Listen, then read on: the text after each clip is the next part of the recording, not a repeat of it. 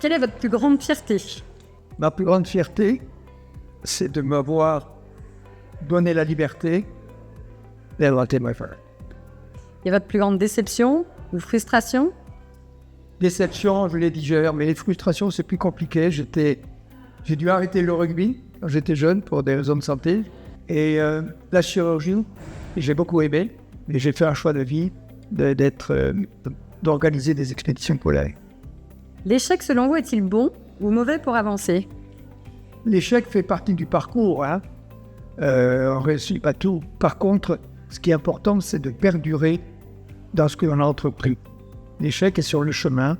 Résister à la tentation de l'abandon quand on a un échec, ça c'est fondamental pour réussir la voie sur sa trajectoire. Alors, comment avez-vous eu le déclic pour devenir explorateur? L'envie de faire des expéditions, elle est très ancienne. C'est quelque chose qui est resté profondément.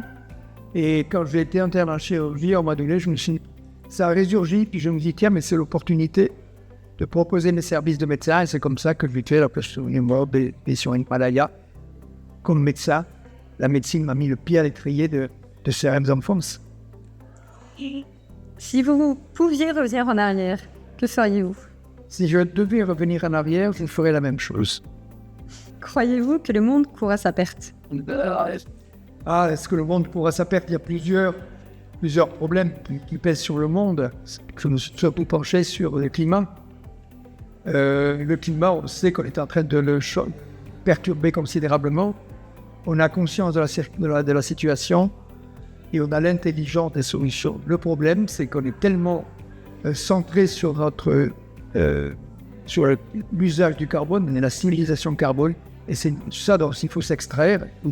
Donc ça demande beaucoup d'engagement. On a l'intelligence des solutions, il faut avoir l'audace de les mettre en œuvre vite. Et est-il encore temps d'agir pour les océans, par exemple?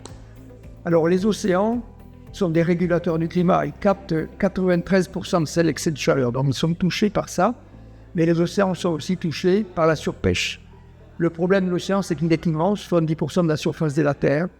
Et les zones au-delà de ce qu'on appelle la zone économique exclusive, c'est-à-dire au-delà de 350 km des côtes, c'est ouvert à tout le monde. Et qu'il y a une surpêche qui menace toute la population, tout l'écosystème marin. Et c'est le plus gros danger, selon vous, pour les océans? Non, la surpêche est un danger pour la vie, pour l'écosystème océanique. Et l'impact du réchauffement climatique est un danger. Parce que le réchauffement, si vous voulez, est quelque chose qui perturbe toute la biologie. Et en plus, l'excès de CO2 qu'il y a dans l'atmosphère se dissout dans l'océan et ça acidifie l'océan. Donc il y a une menace réelle sur l'écosystème océanique.